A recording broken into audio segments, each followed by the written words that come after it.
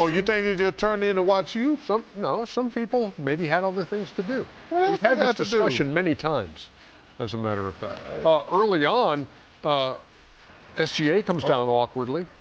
Stop trying to catch yourself, guys. What do you mean? Don't catch yourself, man. Fall on your body, not your hands and your wrists. Oh, my gosh. You're not a stunt double. Dylan Brooks scored 3. Played better than that. That played way better. Yeah, Phoenix as a whole did. There's SGA again. I'm proud of my son. They battled tonight. That's all you can ask for. Jalen Williams only missed 1 shot in the first half, had 19 points, and looking great in the process. That pressure, that defensive pressure, hand up, tough shot. You got to be a tough shot. There's nothing you can do about that one. No, we want you to take those. We're going to shake your hand. Oh, right back at you. Shake your hand, too, on that one. But get off me. Get off me, little man. Fine head. Jalen again for 3. Again, a 19-point half, 65-57, only an 8-point lead going into the third quarter. Here is Chet Holmgren. And then here is Chet. Outside, lob, inside. That's that lob. You know, his versatility to be able to guard little guys, man, that's really great for OKC. And handle the basketball. SGA had 37. Oh, look at this here. That was a great play. That was a great play out. We talked about that. Kenny said that's a great play out of a timeout. Yes, indeed. Kill him, Dylan. Kill him. Kill him, Dylan. He got a head, too. Okay, see, here go the other head. There go the other. He got a head, too. Making it 110-93, and then Lou Dort for 3. Shoots that thing like Devin George. And it's a good pull right there, 120-107. You didn't see it in the highlight, but there was that time when Jalen Williams kind of came up a little gimpy underneath the basket and then came out, did not go back in. So it is a left hamstring situation, and here you go. Man, look at him. Man, I know. He was looking so spry, too, man, and then right there. Put some icy hot on it, baby. You'll be all right. Icy hot don't help hamstring. Yeah, it do. No. Man up. So what was a great night for Oklahoma City. Yeah. Has got a little cloud over it now with Jalen Williams. Yeah, because you see, man, he is special. Just getting his stride back now too. Played 33 games this year, now looking like the old guy. Yeah, he did, but man, that's gonna cast a little. They got some concern because when he plays, they are the team to beat.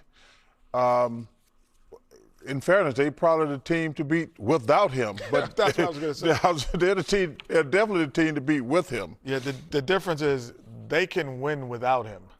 He makes it easier, and there's less, room for error. And there's more room for error. When you have have a guy like that. And when you have great experience in winning without your guy, it's a really good confidence booster for the other guys. So I know we're all sad that he might be out, but they're used to winning without him. He only played 33 games this season. Yeah, but I think this year in the NBA is a little bit different. In what way? I think one of the reasons you see real competitive games, not this one here, but in the NBA, like the Knicks against the Hawks, Minnesota against Denver, Portland against San Antonio. I think it's hard to tell. I think there's some teams in the playoffs that are better than you think they are because there was so much tanking in the NBA. There's teams that got great records. They're just a good team. Mm-hmm. They're not a great team, but they got a better record. Okay, like the Celtics got a really, really good team. We don't know how good they are until obviously getting Jason back. But their record probably was a little bloated because you shouldn't be able to lose a guy as great as Jason Tatum and still stay the same. Yeah. That makes zero sense. Oh, no. Jaylen Brown just stepped up. No. But it's Jalen, this kid in Oklahoma City and Jason Tatum, they were not going to win a championship without Jason Tatum. They're not going to win a championship without Jason Tatum, is my point. But I'm saying you can't – they didn't even have a slippage. And they got rid of Porzingis and Drew Holiday. But they kept it the same. That's what I'm saying. There's a lot of teams in the NBA. We can't even tell how good they are to now because there was so much tanking. Back to the Jalen Williams situation in Oklahoma City's 120-107 win with a left hamstring. Here's Mark Daigneault.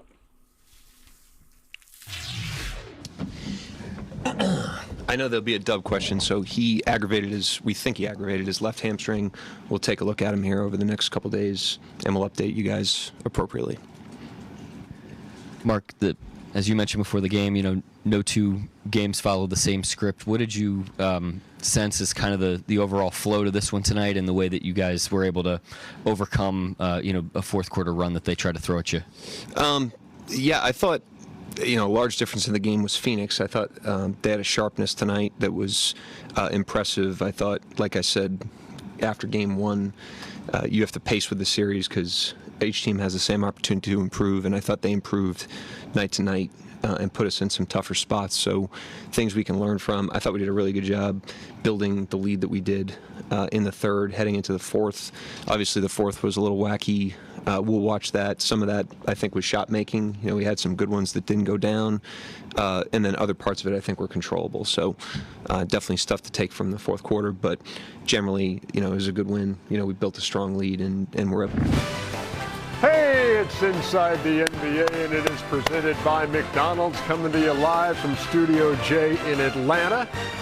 Thanks for hanging out with us, Ernie Johnson, Shaquille O'Neal, Kenny Jet Smith, and Charles Barkley. It's 12:25. Kenny? 12:25. Let's walk out of here at 12:45. Well, I'm with it. I'm out. We walking out. I don't think that's going to happen. Hey, we'll get to the highlights in a second as Oklahoma City won 120-107. But Chet Holmgren has been nice enough to put the headset on and join us. Chet, thank you very much for spending a few minutes. We appreciate it. No, it's my pleasure. I'm happy to be here. Hey, so look, you guys are heavy favorites in this series against Phoenix. But since the last time you played game one, you saw 5 teams give away home court edge. Did that get your antenna up? Yeah, I love to watch basketball. I've been watching pretty much every single game, and I definitely, kind of took note of that, understanding that we can't take our foot off the gas. We got to come out the same way we came out game one, and they were great tonight. They made big shots, big plays all night, but we were able to weather the storm and keep home court advantage.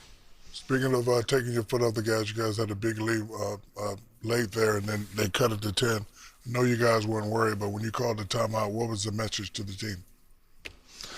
Not play the scoreboard. Play our stuff, get our stuff in the game, and finish the game out. I feel like, especially me, I got to be better down the stretch there, executing on both ends of the floor. But we were able to get the job done. Now we can watch the film, get better for next game. Chet, I was telling the guys at halftime, you guys got 4 teams. You got your small team. You got the team where you the only big guy out there. You got the other team when Hartenstein's the only big guy out there. And then they put both of you guys out there together. Which one is the most fun when you're the only big guy or you're Hartenstein out there together? I think it's a lot of fun no matter what I'm doing out there. But, I love playing with Big Hart. He throws me a couple lobs here and there. We probably got the best lob connection on the team. And then I get to run around and shoot a few more threes when I'm at the 4. So I think that's fun. But, they're both fun. This is after you win a championship, this is your second championship run now. What is your comfort level of what you feel, and what is your concern level, the thing that you're concerned about? I say in the playoffs you should never be comfortable. If you're comfortable, that means your foot isn't on the gas enough. So, we're just trying to, keep our foot on the gas, continue to get better, leave it all out there on the floor every single night. I wouldn't say it's a concern thing or anything like that. We're just trying to get better with every game, chase improvement, and we got to trust where that leaves us. Chet, obviously we saw Jalen pull up a little bit. Is it the same hamstring or the other leg?